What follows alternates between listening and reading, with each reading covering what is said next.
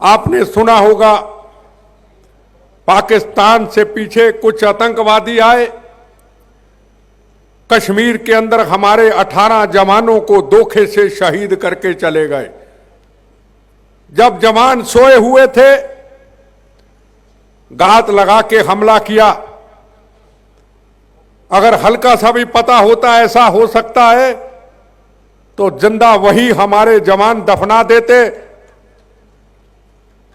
पर उसके बाद 10 दिन के अंदर पहली बार जवानों ने पाकिस्तान में घुस करके मौत का कफन बांध करके हमारे 18 शहीद हुए 45 को वहीं पे मार करके ठोक करके जिंदा शहीद की तरह वापस आए।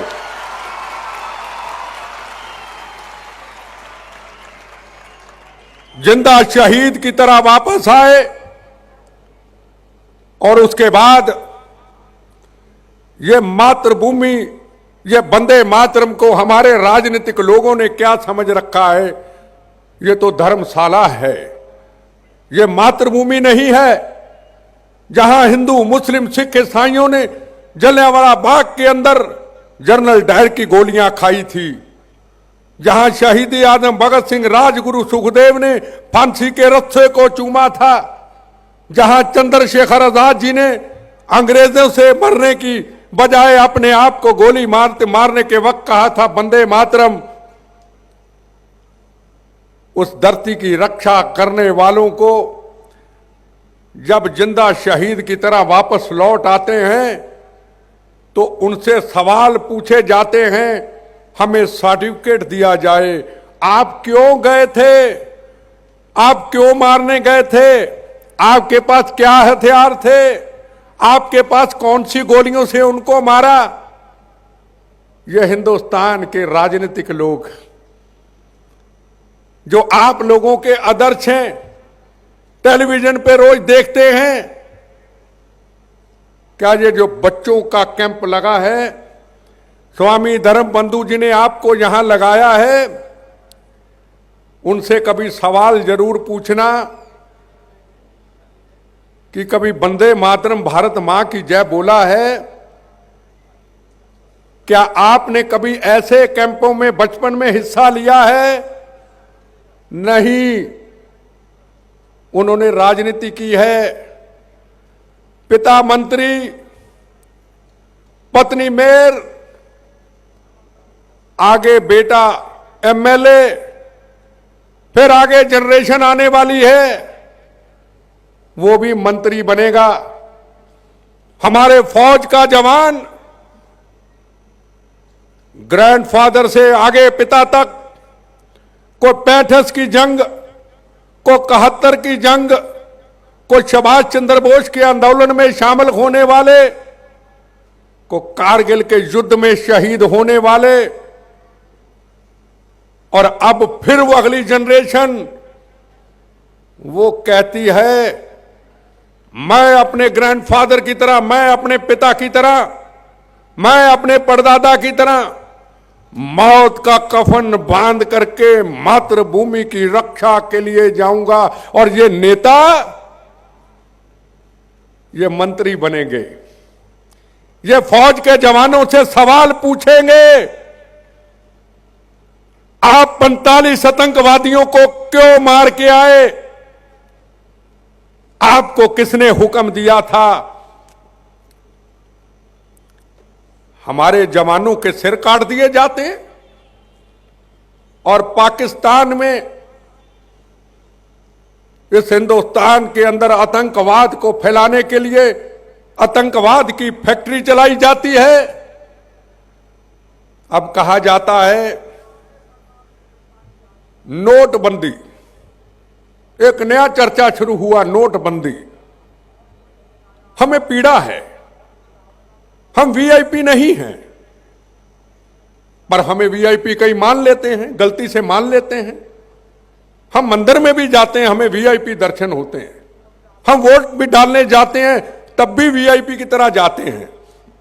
हिंदुस्तान में किसी कोने में जाएं वीआईपी की तरह जाते हैं, हम है नहीं। हमें समझ लिया जाता है क्या हमें आज 4,000 2,000 लेने के लिए लाइन में खड़ा होना पड़ेगा? जिंदगी में लाइन में कभी खड़े हुए ही नहीं। यह बहुत बड़ा प्रश्न और बहुत बड़ा विचार है। मेरा परिवार भी दुखी होगा, मैं भी दुखी होऊंगा। और जब लाइनें खड़ी देखता हूं माओं की, बहनों की, बुजुर्गों की, इतनी सर्दी में लाइन में खड़े हैं, पीड़ा होती है, दुख होता है। पर जब मातृभूमि रोती है, जब जवानों के अंदर, कश्मीर के अंदर पत्थर फेंके जाते हैं, जब जवानों के ऊपर गोलियां चलती हैं, जब खून से लथपथ धरती मां पाकिस्तान पे जिंदाबाद के नारे लगाए जाते हैं, जब खून से उस धरती मां जहां महाराणा प्रताप, छत्रपति शिवाजी महाराज, गुरु गोविंद सिंह जिन्होंने अपने बच्चों को नींव में चिनवा दिया, वो लहू लोहान धरती के ऊपर हमारे पड़ोसी मुल्क उसके झंडे लहराए जाते हैं। और जब जवान बंदूक पकड़ करके कड़क सर्दी में, गर्मी में उसकी टाइगर के ऊपर जब गोली चलानी मुश्किल होती है, पर अपने कर्तव्य को कड़क सर्दी बर्फों में वो अपने मातृभूमि की रक्षा के लिए पूरा करता है। उस धरती मां का रोना, उस धरती मां की पीड़ा, उन शहीदों के परिवारों के बच्चों की पीड़ा, उन जवानों की पीड़ा जिन पे पत्थर फेंके जाते हैं, उनकी पीड़ा नहीं है जो जवान से सुबह से रात तक आपके लिए, मातृभूमि के लिए, देश की जनता के लिए, भारत माता की सीमाओं की रक्षा के लिए खड़ा है। उसकी किसी को कोई चिंता नहीं। चिंता तो मुझे अपनी है, चिंता तो मुझे अपनी है।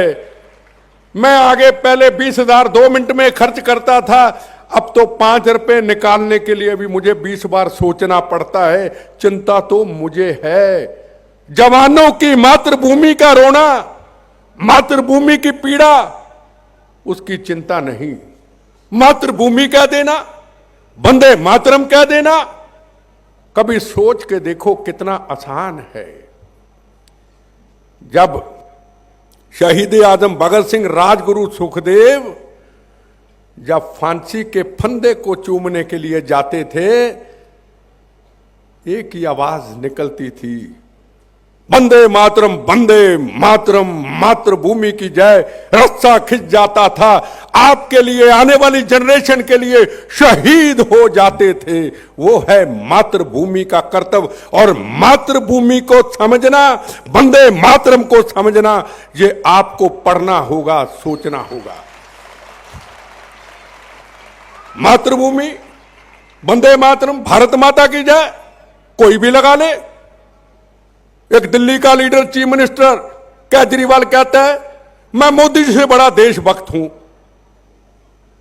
मैं अगर आपके सामने कहूं कि मैं देशभक्त हूं, मेरे से गिरा हुआ घटिया कोई इंसान ही नहीं हो सकता। मैं हजारों बार मर के फिर इस मातृभूमि के लिए जन्म ले लूं, मैं देशभक्त इस धरती के अंदर नहीं हो सकता। इसका कर्जा मैं चुका ही नहीं सकता। मातृभूमि का कर्जा कौन चुका सकता है? एक इंटरव्यू थी मूवर एंड शेखर में, आज से 14 साल पहले। मुझे शेखर सुमन ने एक सवाल पूछा, कहने लगा आपने ये कैसे कपड़े पहने? मैंने ऐसे ही कपड़े पहने थे, स्कार्फ। आप कांग्रेसी हैं? मैं कहा हां कांग्रेसी हूं। आप देशभक्त हैं? मैं कहा मैं देशभक्त नहीं हूं। आप कहें तो कहें, मैं नहीं कह सकता हूं। तो आपने खद्दर क्यों नहीं पहना? आप कांग्रेसी हैं, आप देशभक्त हैं, खद्दर क्यों नहीं पहना? मैंने उसका सवाल बड़ा मुश्किल था, एकदम दिया, क्योंकि जब आजादी से पहले मुल्क गुलाम था, जलियांवाला बाग के शहीद भगत सिंह, चंद्रशेखर आजाद, मंगल पांडे, इस्तफाकुल्ला खां, रानी झांसी, तातियां टोपे, खद्दर पहन के निकलते थे। मेरा रंग ते बसंती चोला, शर्त फरोशी की तमन्ना अब हमारे दिल में है, देखना है जोर कितना बाजू और कातिल में ये बोला करते थे। वो खद्दर हिंदू मुस्लिम सिख ईसाइयों के खून से चिट्टा खद्दर बुना गया था, लाल खून से वो खद्दर था। जब निकलते थे ये लोग देशभक्त, कहते मातृभूमि को अंग्रेजों की जंजीरों से छुड़वाने के लिए आ गए जाबाज हमारे नेता, उस वक्त के नेता। कहता अब मैं कहा अब अगर खद्दर पहन के कहीं निकलते हैं, लोग कहते चोर आ गए, डाकू आ गए, घोटाले किए, इसलिए भैया मैंने खद्दर पहनना छोड़ दिया।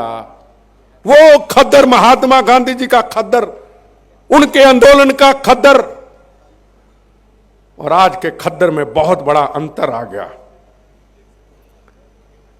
देश ऐसे ही आजाद हुआ, महान कुर्बानियां दी गई। रोज टेलीविजन के अंदर देखते होंगे लाखों की रैलियां, बहुत भीड़ है। अभी यूपी में चुनाव हैं, लाखों की भीड़, नेता बोल रहे हैं, भाषण हो रहा है। पर एक चीज जरूर सोचना, ये जो भीड़ है ये 10 लाख युवाओं की भीड़ है, ये 1 लाख की भीड़ नहीं है, क्योंकि ये सच है वो झूठ है। वहां नेता के नारे लगेंगे, वहां पार्टी के नारे लगेंगे, यहां किसके नारे लगेंगे? मातृभूमि की चाय, वंदे मातरम और भगत सिंह की सोच पे चलेंगे, मौत का कफन पहनेंगे बड़े होकर के। हमारा राजनीति से कोई लेना देना नहीं है। यह अंतर है आप में और उन नेताओं के अंदर। आप एक शक्ति हैं, आप एक ताकत हैं। आप आने वाले वक्त के अंदर मातृभूमि की रक्षा करेंगे। बच्चों ध्यान रखिएगा, अब जब पढ़ने के लिए जाते हैं ये कभी मत सोचना कि हम अपने माता पिता के लिए पढ़ रहे हैं, हम अपने फ्यूचर के लिए पढ़ रहे हैं, हम बड़े होके ये बनेंगे, हमें इतनी तनख्वाह मिलेगी। एक मन में सोचना, एक आपको शक्ति और ताकत मिलेगी। मैं जो कुछ कर रहा हूं, अच्छी शिक्षा लेकर के बड़ा होके अब्दुल कलाम की तरह, उन सूरवीर बहादुरों की तरह जो मातृभूमि की रक्षा करते हुए शहीद होते हैं, मैं शहीद आजम भगत सिंह राजगुरु की तरह मैं भी एक योद्धा बनूंगा। मेरा मकसद होगा सबसे पहले मातृभूमि की रक्षा करना, उसके बाद मेरा दूसरा मकसद होगा। मैं भी आपकी तरह एक स्कूल का छोटा सा बच्चा था। 7 साल की उम्र में अपने ग्रैंडफादर के साथ जलियांवाला बाग जाया करता था और एक दिन अपने ग्रैंडफादर से पूछा कि ये दीवारों के ऊपर निशान किस चीज के हैं। तो मेरे ग्रैंडफादर ने बताया ये उस जनरल डायर की गोलियों के निशान हैं जो हिंदू मुस्लिम सिख ईसाई इस मातृभूमि को अंग्रेजों की जंजीरों से छुड़ाना चाहते थे। ये आने वाली जनरेशन के लिए आजाद भारत कराना चाहते थे। उनके ऊपर तोपें चलाई गई, गोलियां चलाई गई, रॉकेट लॉन्चर चलाए गए, जैसे गोलियों के निशान हैं। 7 साल की उम्र का मैं बच्चा वही शपथ ली, मेरे ग्रैंडफादर ने शपथ दिलाई, आजादी लेके दे दी उन सूरवीरों ने, हिंदू मुस्लिम सिख ईसाइयों ने। जब आप बड़े होंगे कसम खाइए लाल मिट्टी पे, कभी वक्त आया तो इस आजादी की रक्षा करनी होगी। घर आया, मेरे ग्रैंडफादर जी ने जलियांवाला बाग, भगत सिंह जी, चंद्रशेखर आजाद, सुभाष चंद्र बोस जी की किताबें लेके दी। पढ़नी शुरू की किताबें। थोड़ा सा मैं बड़ा हुआ, स्कूल का स्टूडेंट था, और मैंने एक फैसला किया कि 15 अगस्त और 26 जनवरी का दिन हम मनाया करेंगे। एक तरफ हरमंदिर साहब, एक तरफ जलियांवाला बाग, कई साल मनाते रहे, उम्र बढ़ती गई, पर वो गाने अभी तक याद हैं जो चला करते थे। कहनी है एक बात यही, इस देश के पहरेदारों से संभल के रहना, अपने घर में छुपे हुए गरदारों से। हम लाए हैं तूफान से यह किश्ती निकाल के, इस देश को रखना मेरे बच्चों संभाल के, कवि प्रदीप जी के गाने सुना करते थे।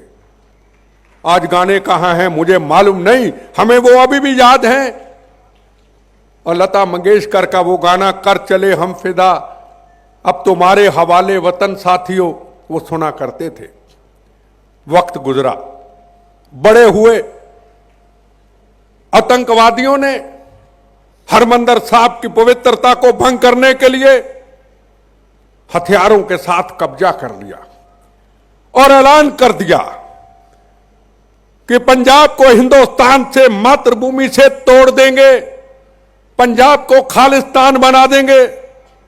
यहां कोई सेकुलर सिख नहीं रहेगा, यहां कोई हिंदू सेकुलर नहीं रहेगा, यहां मुसलमान ईसाई सेकुलर नहीं रहेगा, यहां जो भी रहेगा इस मातृभूमि से तोड़ने वाले पंजाब खालिस्तान का जिंदाबाद करने वाला रहेगा।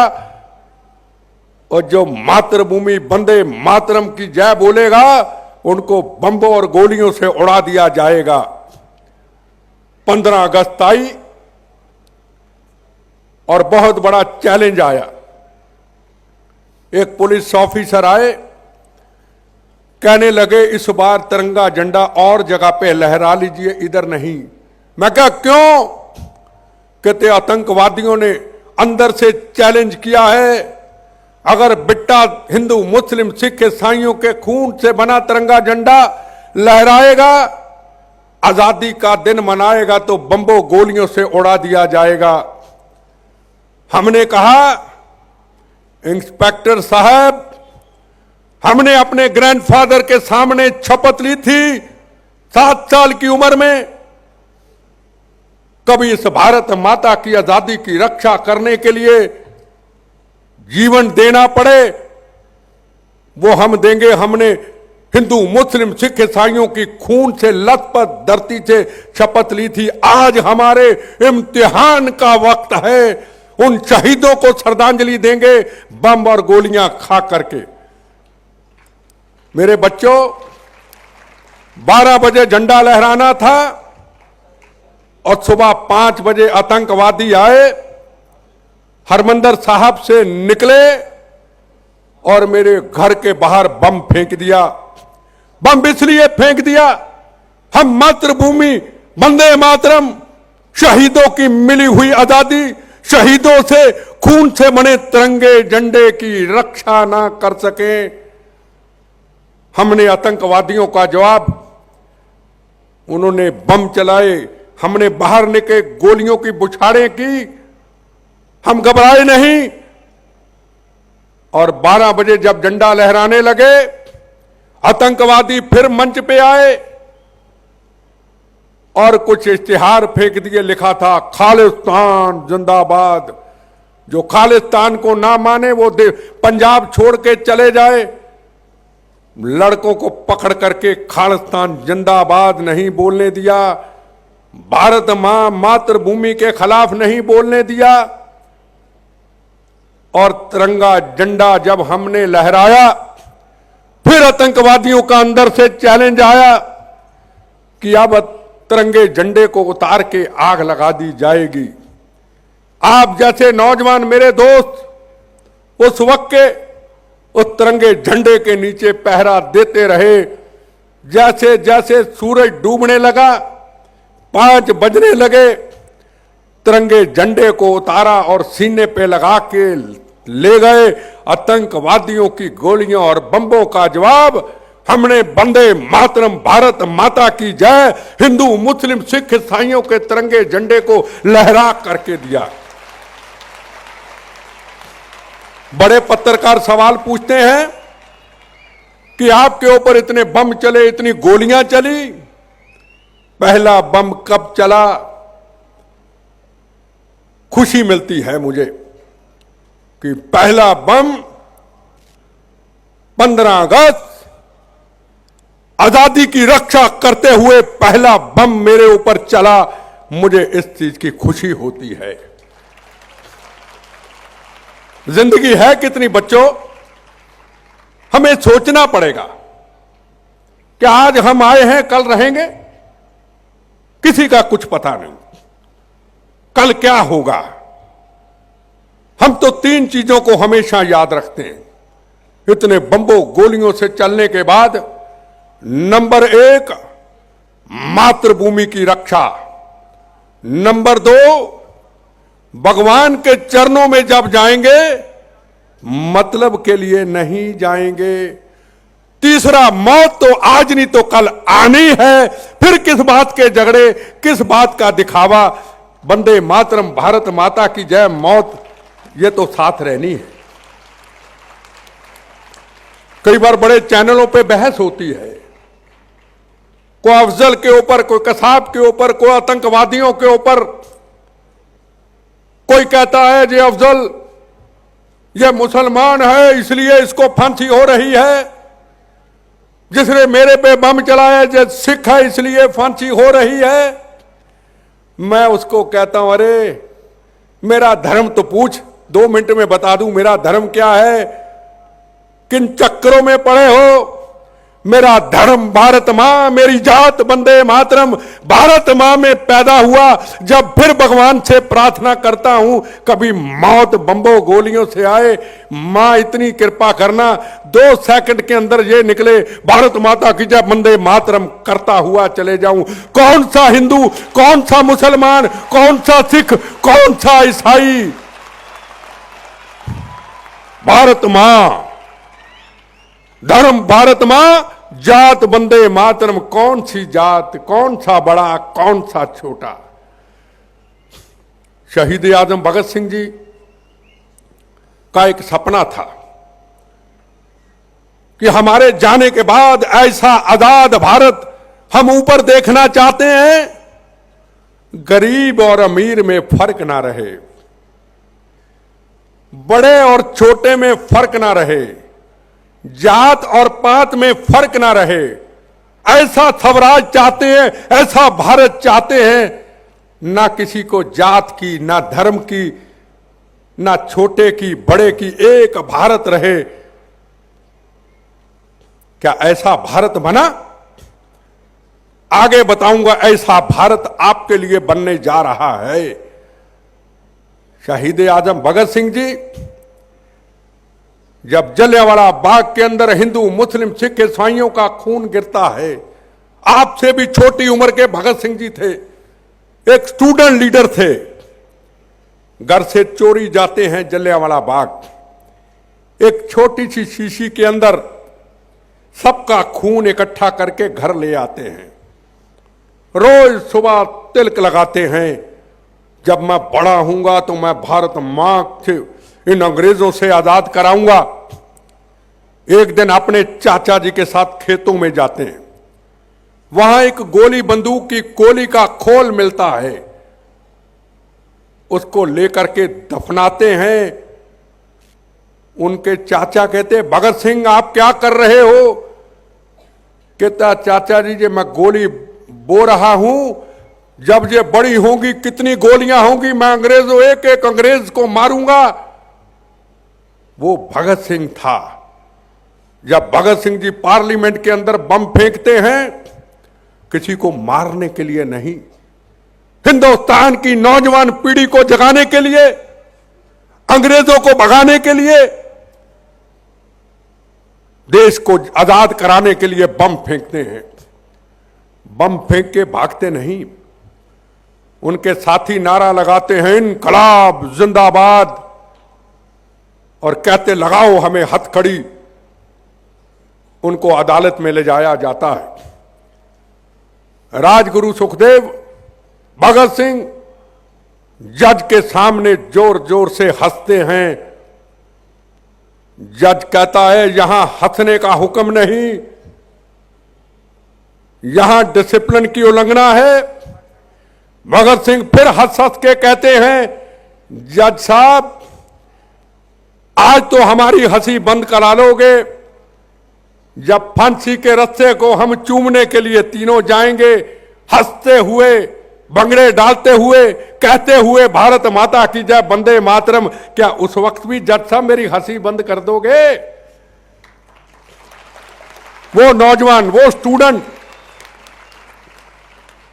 और जब भगत सिंह जी फांसी के फंदे को चूमने के लिए जाते हैं, उनकी मां उनको मिलने आती है। भगत सिंह जी की आंखों में आंसू।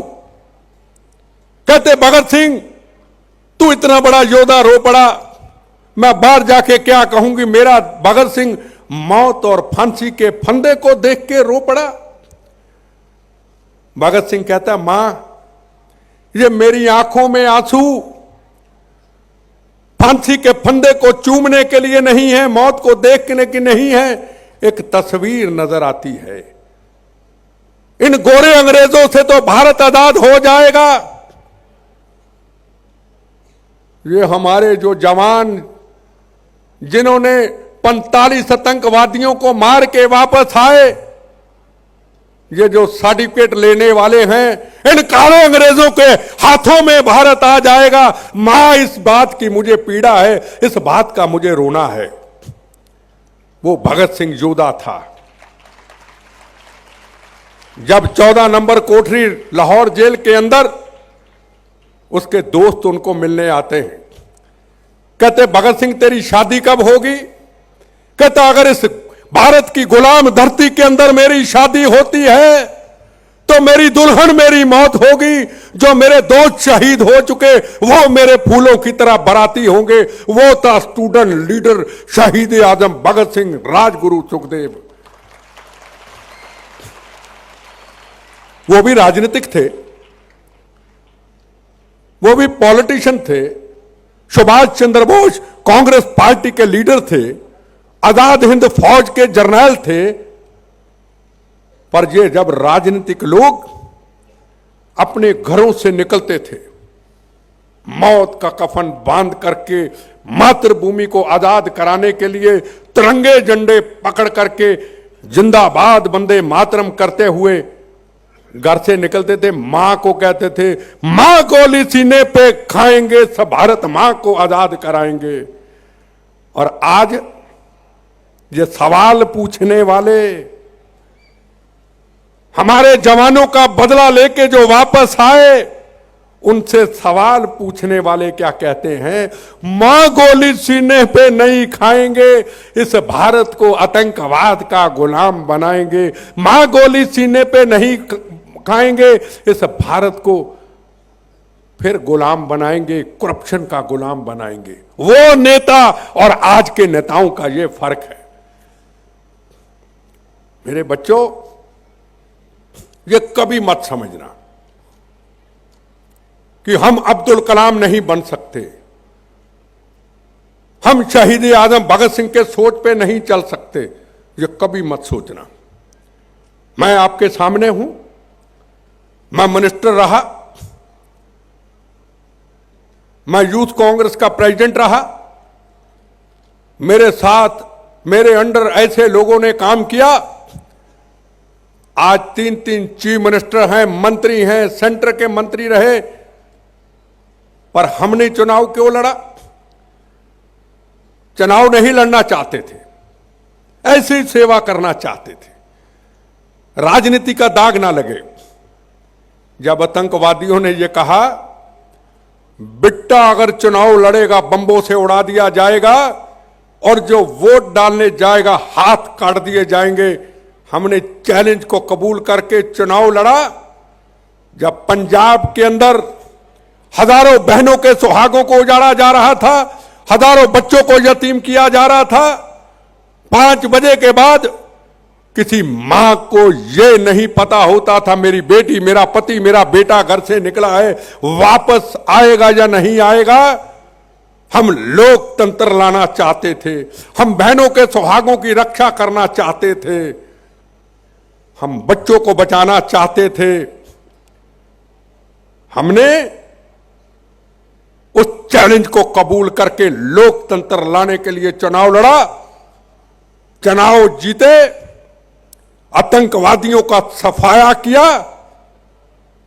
और राजनीति को छोड़ करके पूरे देश के अंदर उन शहीद परिवारों के, उनके बच्चों के लिए निकल पड़े। हमारा स्वार्थ राजनीति नहीं था। मेरे बच्चों,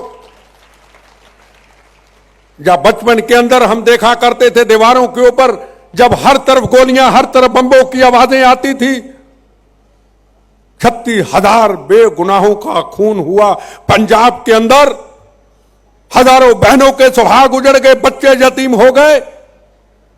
दीवारों पे लिखा होता था खालिस्तान जिंदाबाद और नारे लिखे होते थे इस पंजाब को भारत से अलग करेंगे, यहां हिंदू मुस्लिम सिख ईसाई सेकुलर नहीं रहेगा। हम आप जैसे बच्चे साइकिल पे एक काला रंग और एक चिट्टा रंग के बुरश लेकर के दीवारों को मिटा करके लिखा करते थे, भारत मां के 4 सिपाही, हिंदू मुस्लिम सिख ईसाई, भारत एक धर्म अनेक, राष्ट्र सेवा से बड़ा कोई धर्म नहीं। गोलियां चलती थी, बम चलाते थे हमारे ऊपर, हमारे दोस्त शहीद होते थे, पर जैसे जैसे बम गोलियां चलते थे वो भगत सिंह जी को याद करके एक ही आवाज निकलती थी आतंकवादियों का जवाब देने के लिए, सरफरोशी की तमन्ना अब हमारे दिल में है, देखना है जोर कितना बाजुए का दिल में है। लड़ाई लड़ी हमने, लड़ाई ऐसे लड़ी जाएगी, लड़ाई बड़े बड़े टेलीविजनों के अंदर सुबह जवान शहीद होता है, उसकी खून से लथपथ बॉडी तिरंगे झंडे में अभी घर नहीं पहुंचती है बच्चों, और शाम को हम बड़े बड़े चैनलों पे हमारे जैसे लोग बड़ी बड़ी बंद गले की जैकेटें डाल के, रुमाल निकाल करके हम दुकानदारी शुरू कर देते हैं। ऐसा क्यों हुआ? ऐसा नहीं होना चाहिए था। जवान मारने के लिए क्यों गए? जवानों पे पत्थर क्यों फेंके गए? अरे हिम्मत है ना आप में तो जाके कश्मीर जाके तिरंगा झंडा लहरा करके अपने बच्चों को बोलो भारत माता की जय जिंदाबाद करके तो दिखाएं। टेलीविजन के अंदर बहस करनी बड़ी आसान होती है, दुकान खुल जाती हम लोगों की। ये भारत को इन लोगों ने क्या धर्मशाला समझ रखा है? मैं तो स्वामी जी महाराज 1 साल बच्चों का कैंप रहने दीजिए अगली बार। जितनी पॉलिटिकल पार्टी के नेता हैं जो आगे चुनाव लड़ना चाहते हैं, जो बहुत बड़े नेता बनना चाहते हैं, ऐसे बच्चों की तरह बिठा करके कैंप लगाइए, ऐसे ही ऐसे लगाइए। और जिस दिन स्वामी जी ये तो कामयाबी आपने पाली, हमें पता है आपको कितनी पीड़ा है, कितना दुख है, इस देश के लिए, मातृभूमि के लिए, इन बच्चों से कितना प्यार है, इस देश के साथ कितना प्यार है। आप कितना बड़ा काम कर रहे हैं ये बच्चे जानते हैं। जहां बड़े बड़े फौज के रिटायर्ड जर्नल यहां आके देखते वही जानते हैं। मेरी हाथ जोड़ के निवेदन है, मेरे कहने के बाद सब पॉलिटिकल पार्टी के नेताओं को जाइए कि हमें 20-20 नौजवान भेजिए जो नेता बनना चाहते हैं, उनको इन बच्चों की तरह वंदे मातरम, भारत माता की जय, देश की सुरक्षा कैसे करनी है वो ट्रेनिंग देना चाहते हैं। मैं गारंटी से कहना चाहता हूं एक भी नहीं आने वाला, एक भी नहीं आने वाला। खद्दर का कुर्ता मांडी लगा के कड़क सजा के टेलीविजन पे तो आ जाएंगे, यहां कोई आने वाला नहीं। इसलिए बच्चों आपको कहना चाहता हूं, कोई आए या ना आए, जवान अपने कर्तव्य को पूरा करने के लिए सीमाओं पे जाता है, वो शहीद हो जाता है, फिर उसका बच्चा जाता है, वो शहीद हो जाता है, फिर तीसरी जनरेशन आती है, वो शहीद हो जाता है, फिर चौथी जनरेशन आती है। अपने कर्तव्य को मातृभूमि की रक्षा के लिए शहीद होने के लिए जाता है। तो हमें किसी की तरफ नहीं देखना है। हमें शहीद आजम भगत सिंह, राजगुरु सुखदेव, मंगल पांडे, चंद्रशेखर आजाद, महात्मा गांधी, लाला लाजपत राय, सुभाष चंद्र बोस, छत्रपति शिवाजी महाराज, महाराणा प्रताप, गुरु गोविंद सिंह जी महाराज, हिंद की चादर गुरु तेग बहादुर जी, हमने वो बिखरे हुए उस वक्त के लाल खून को देखना है। हमारा कर्तव्य है मातृभूमि की रक्षा करना। जितना लूटना लूटे, खाए खाए, हम अपने कर्तव्य को पूरा करेंगे। और जब ऐसा बच्चों सोच लोगे, इस मातृभूमि की तरफ कोई देख नहीं सकता। जिस दिन आप इस चीज को सोच के आगे बढ़ोगे, अगर नेताओं को देखोगे तो कुछ हासिल होने वाला नहीं। स्वामी धर्मबंधु जी हमारे नेता हैं, स्वामी धर्मबंधु जी हमारे संत हैं, दो स्वामी धर्मबंधु जी आज के देशभक्त हैं। इनकी तरफ देखना है, जिनका एक ही मकसद पूरे भारत में निकल जाना, गर्मी सर्दी, आपके लिए, बच्चों के लिए। आपको बच्चों पता नहीं ये कैंप कैसे लगता है, खाना कैसे बनता है, घी कहां से आता है, सब्जी कहां से आती है। ये स्वामी धर्मबंधु जी दिल के साथ आपके लिए घूमते हैं कि हमारे जो देश की आने वाली जनरेशन है, उसको हम एक नई सोच और नई दिशा देना चाहते हैं। कोई उनका मकसद राजनीति नहीं है, कोई उनका मकसद नेता बनना नहीं है। उनका एक ही मकसद कि ये नई जनरेशन को नया भारत देना है। नोटबंदी के ऊपर चर्चा करेंगे। नोटबंदी पे अलग अलग विचार लोगों के हैं। एक टीवी में आज तक में मैं खबर सुन रहा था, लाइन लगी थी बहुत बड़ी। एक टीवी वाले ने एक स्टूडेंट लड़की से पूछा कि आपको खड़े खड़े यहां तकलीफ नहीं हो रही क्या? वो कहने लगी, हमारे जवान बर्फों के अंदर, बर्फों में हमारे जवान सारा सारा दिन खड़े रहते हैं, तो हम 2 घंटे खड़े हो जाएंगे तो क्या तकलीफ होगी। उस लड़की स्टूडेंट ने कहा,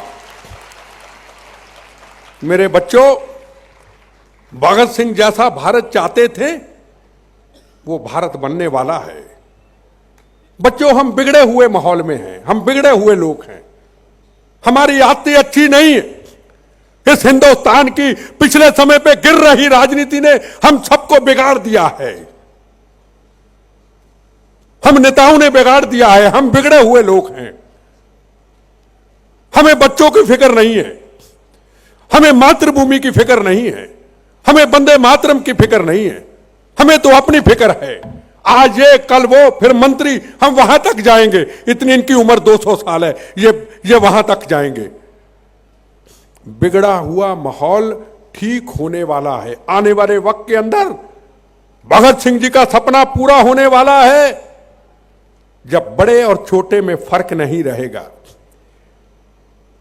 आज गलत तरीके का पैसा जब इन बच्चों के सामने बड़ी बड़ी गाड़ियां लेकर के, जिसकी जरूरत नहीं है, ऐसे दिखाई जाती, मोड़ दिखा करके, बैंकों से लेकर के पैसा, फिर हमारे बच्चे भी सोचते हैं हमारे पापा भी ऐसा करें।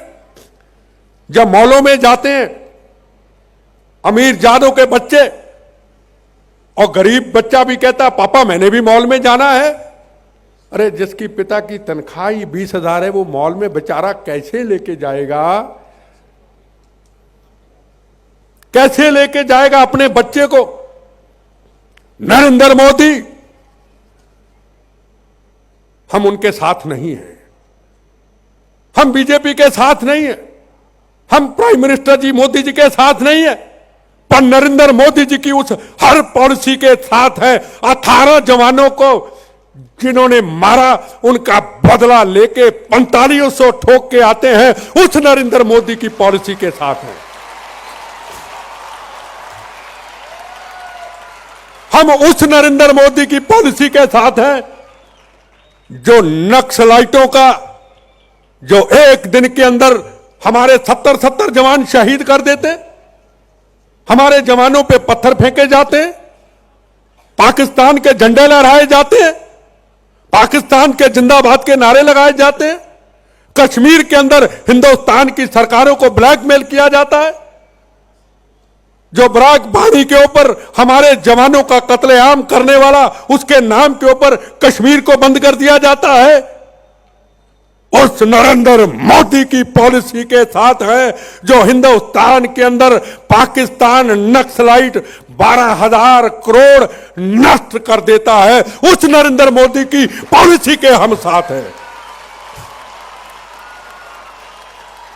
सुभाष चंद्र बोस जी, जब देश आजाद होना था, पैसा नहीं था फौज के लिए, अंग्रेजों से कैसे लड़ाई लड़ी जाएगी। उस वक्त की माओं ने, बहनों ने, बहुओं ने अपने गहने, अपने कांटे, अपनी मुंदरियां, अपने कड़े निकाल करके सुभाष चंद्र बोस जी के आगे रख दिए। कहा ये हमारे नहीं है, ये मातृभूमि के हैं। सुभाष चंद्र बोस जी ले लीजिए, इस मातृभूमि को इन अंग्रेजों से आजाद कराना है।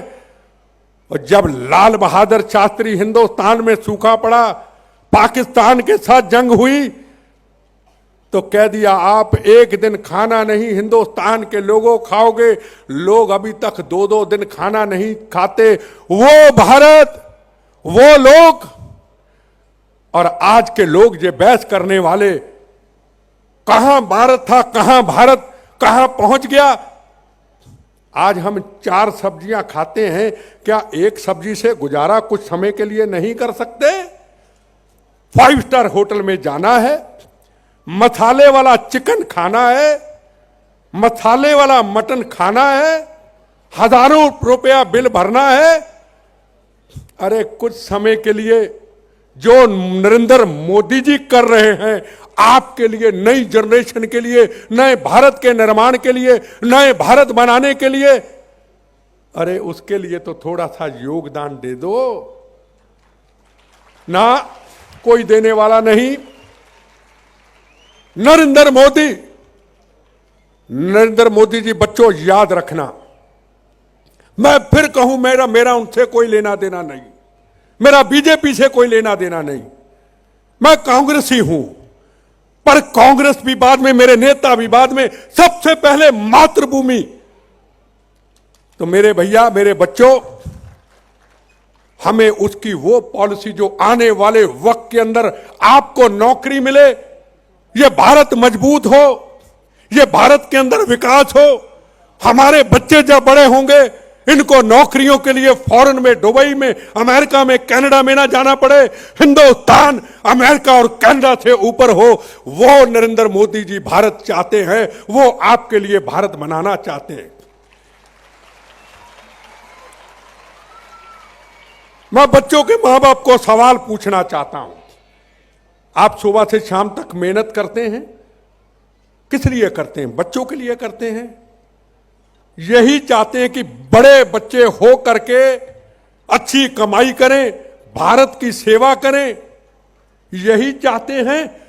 तो कुछ समय के लिए इस बिगड़े हुए माहौल को ठीक करने के लिए कौड़ा गुट भर करके कुछ समय बिता लो, और आने वाला वक्त अपने बच्चों के लिए गोल्ड होगा, सोना होगा, हीरा होगा, जवाहरात होगा।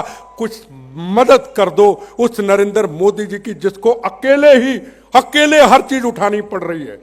पाकिस्तान का जवाब भी वो देंगे, नोटबंदी के ऊपर लोगों से बुरा भी वो बनेंगे। जब भी भाषण देते उनका सुनो, रोना, पीड़ा, गुस्सा, क्रोध, किसके लिए? इस मातृभूमि का रोना है, इस मातृभूमि की पीड़ा है। इस देश में क्या हुआ पिछले समय में, उसकी पीड़ा है। हमारे जवानों के कत्लेआम हो गए, उसकी पीड़ा है। हमारी बहन का कोई सुहाग ना उजड़े, हमारे को बच्चे यतीम ना हो, उसकी पीड़ा है। हमारे बच्चों का फ्यूचर क्या होगा उसकी पीड़ा है, चाइना की पीड़ा है, पाकिस्तान की पीड़ा है, बांग्लादेश की है, नेपाल की है। ये कब इकट्ठे होके इस भारत पे हमला करेंगे? हम आने वाले बच्चों के लिए वो भारत बनाना चाहते हैं, बाहर का को मुल्क भारत का नाम भी आए तो कांपने लग जाए, वो नरेंद्र मोदी इस भारत को बनाना चाहते हैं।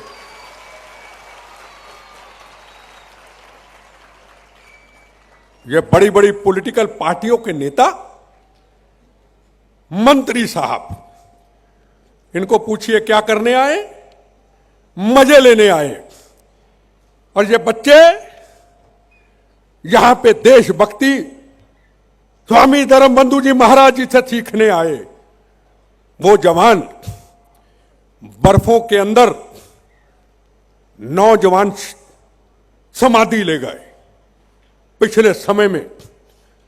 दूसरी तरफ वो स्टूडेंट लीडर गनैया जी, नाम देखो क्या, कहां गनैया जी? कृष्ण जी महाराज, एक ये गनैया जी, एक कहता आज के भगत सिंह, जेएनयू यूनिवर्सिटी, यहां से बच्चे आईपीएस बन के निकलते, प्रोफेसर बन के निकलते, पत्रकार बन के निकलते, आईपीएस आईएएस बन के निकलते, फौज के जर्नल बन के निकलते। वहां क्या नारे लगते हैं बच्चों? इस भारत मां तेरे टुकड़े टुकड़े करेंगे, घर घर अफजल पैदा करेंगे। इनकी ऐसी की तैसी। उधर हमारे जवान बर्फों पे समाधि लेते हैं, उधर जवान बर्फों पे समाधि लेते हैं। एक जवान मौत से लड़ रहा होता है और दूसरी तरफ भारत मां तेरे टुकड़े टुकड़े करेंगे दिल्ली के अंदर। इनकी ऐसी की तैसी, इनकी इतनी हिम्मत, इन्होंने कैसे ऐसा बोल दिया? और दिल्ली में बैठी हुई राजनीतिक पॉलिटिकल पार्टियां हाथ में हाथ धर के बैठी थी क्या? इसलिए कहता हूं, भारत मां को हमने वंदे मातरम को मजाक समझ लिया। इसलिए कहता हूं, भगवान से रोज मौत जब बम्बो गोलियों से देना, एक्सीडेंट से बीमार होके मत देना, मुंह से इतना निकलने का वक्त देना। भारत माता की जय, वंदे मातरम। अपने बच्चों के लिए, बहनों के सुहागों की रक्षा के लिए, मातृभूमि की आजादी की रक्षा के लिए फिर चले जाएं इस दुनिया से। इत्तफाकुल्ला खां जब फांसी के फंदे के, बिस्मिल जी जब फांसी के फंदे को चूमने लगे, कहते तेरी आखिरी ख्वाहिश क्या है? कहते हमारे धर्म में पूर्व जन्म नहीं है। अगर मैं भगवान से प्रार्थना करता हूं, अगर दोबारा जन्म हो तो इस मातृभूमि पे हो, फिर आजादी की लड़ाई लड़ूं, फिर फांसी के रस्से को चूमूं, इस भारत मां के लिए फिर मेरा जन्म हो। वो थे, वो देशभक्त थे। आज वोट वक्त, सदा वक्त, बच्चों को नेता बनाएंगे। नरेंद्र मोदी जी के घर में कोई है, कोई नेता बनने वाला? मां जी उनकी कहां है? गुजरात में पुराने घर के अंदर। बाई कहां है?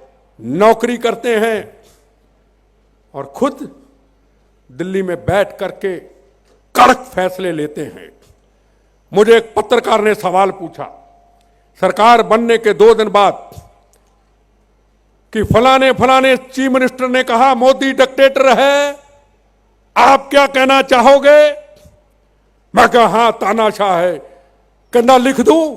आप कांग्रेसी हो? मैं कहा ठोक के लिखो, पर साथ में ये लिखना, इस बिगड़े हुए भारत को ठीक करने के लिए, इस आतंकवाद को समाप्त करने के लिए, इन बहनों के सुहागों की रक्षा के लिए, इस देश की संस्कृति को बचाने के लिए ऐसे तानाशाह की हिंदुस्तान में जरूरत है। लिख दो, लिख दो, लिख दो। हमें ऐसा तानाशाह चाहिए। हम उसका क्रोध सहन कर सकते हैं, उसकी हर बात को सहन कर सकते हैं, पर उसके ऊपर एक बात का गर्व करते हैं, उसको जितनी भी पीड़ा है, मातृभूमि के लिए पीड़ा है, हम उसके आगे सिर झुकाते हैं। कई बार बड़े चैनलों पे बहस होती है, वो कहता आप नरेंद्र मोदी जी की चर्चा क्यों करते हैं? मैं कहा ऐसा है, ये जीवन का हिस्सा बोनस है, हम मर चुके हैं। को जिंदा शहीद कीता, मरा हुआ जिंदा भी कहता है, तो बचा हुआ शरीर का हिस्सा भी हमने जीते जी डोनेट कर दिया है।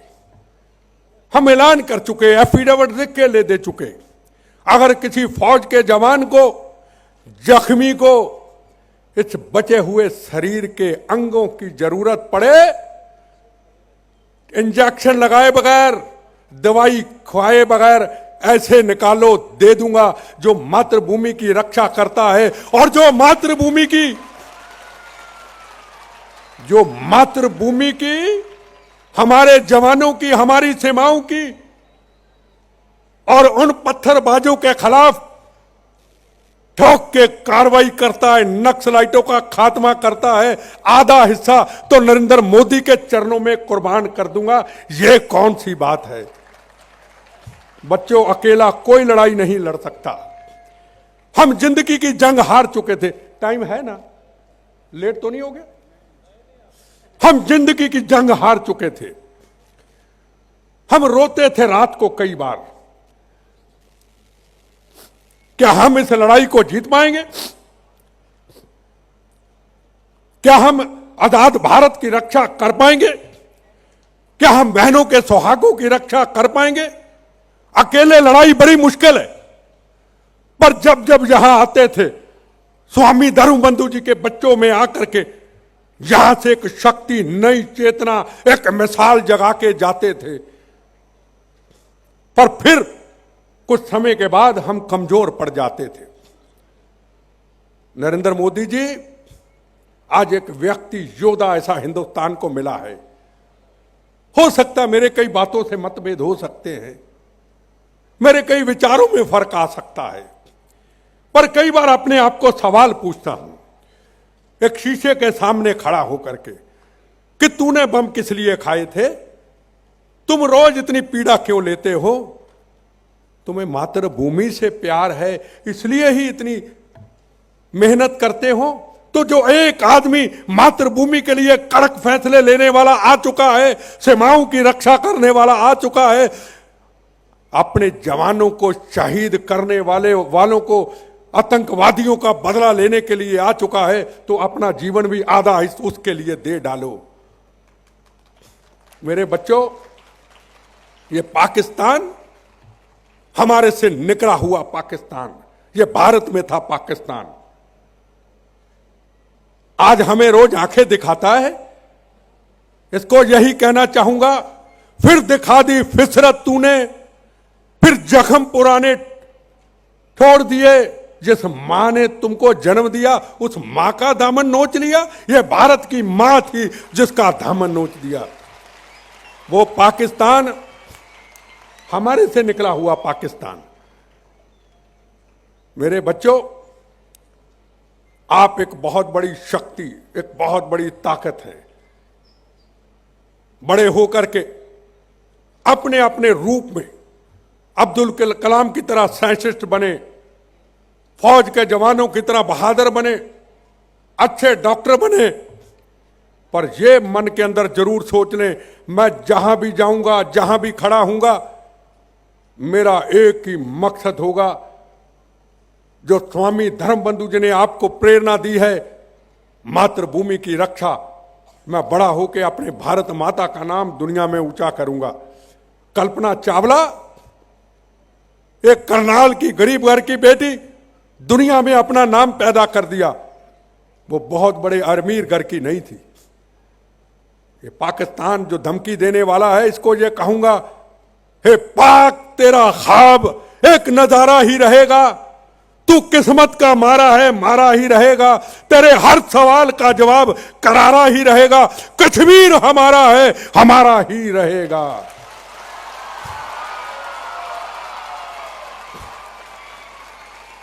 मेरे बच्चों, रोज एक भगत सिंह जी की गाने आते हैं, अजय देवगन की पिक्चर के। कितने लोगों ने अजय देवगन की, भगत सिंह जी की पिक्चर देखी है? मेरे बच्चों, रोज ये प्रण करना है। आपकी ही ये विद्या है, आपका ही ये गुरु का पाठ है, यही देशभक्ति का पाठ है। एक गाना भगत सिंह जी का रोज सुनना है, रोज। अभी मेरी गाड़ी देखो, हरे कृष्णा हरे रामा सतना वाहिगुरु, और साथ में वो गाना चलता है। जब भगत सिंह जी का ये वाल खड़े हो जाते हैं, शरीर कांपने लग जाता है देशभक्ति के लिए। यहां से जब स्वामी धर्मबंधु जी की मेहनत से, खून पसीने से ये सजाया हुआ पंडाल जब छोड़ करके जाएंगे, तो स्वामी धर्मबंधु जी को याद करते हुए उन्होंने हमें क्या शिक्षा दी। भगत सिंह, राजगुरु, सुखदेव, हमारे शहीदों को, जिन्होंने आपके लिए, आने वाली जनरेशन के लिए अपना जीवन बलिदान कर दिया, उनके बारे में जरूर सोचना। आज अगर शहीद आजम भगत सिंह, राजगुरु सुखदेव, मंगल पांडे, इस्तफाकुल्ला खां, रानी झांसी मंगल पांडे, जलियांवाला बाग के हिंदू, मुस्लिम, सिख, ईसाई, सुभाष चंद्र बोस, चंद्रशेखर आजाद, बिस्मिल्लाह खां, आज अगर उनकी रूह ऊपर से देखती होगी, रोती होगी, तड़पती होगी, ऐसे राजनीतिक लोगों को देख करके जिन्होंने हमेशा अपने जवानों का बदला लेने वालों का अपमान किया, कि ऐसा भारत छोड़ के गए थे क्या। मैं आपको बच्चों एक सवाल पूछना चाहता हूं। आपने अन्ना जी का आंदोलन किस किसने देखा? आपने केजरीवाल जी का आंदोलन किस किसने देखा? मैं आपको बताता हूं, मैं किसी के खिलाफ नहीं हूं, किसी के साथ नहीं हूं, विचारधारा मेरी आजाद है। आजकल हमने नया काम शुरू कर दिया, राजनीतिक लोगों ने, वंदे मातरम की जय, भारत माता की जय, तिरंगा झंडा, हम सब भावुक हो जाते हैं। हिंदुस्तान के लोग, बच्चे, बड़े बड़े भावुक हैं। जहां देशभक्ति की बात आ जाए, जवानों के खून से लथपथ जब बॉडी जाती है, हम ऐसे नारे देते भावुक हो जाते हैं। जवानों के ऊपर आंखें नम होनी ये बहुत अच्छी बात है, पर जवानों के नाम के ऊपर, वंदे मातरम के ऊपर, भारत मां की जय के ऊपर, तिरंगे झंडे के ऊपर राजनीति करनी, इससे बड़ा पाप, इससे बड़ा गुनाह हिंदुस्तान में कोई हो ही नहीं सकता। हम आंदोलन कर देते, अगर लोकपाल बिल पास नहीं हुआ हम मर जाएंगे।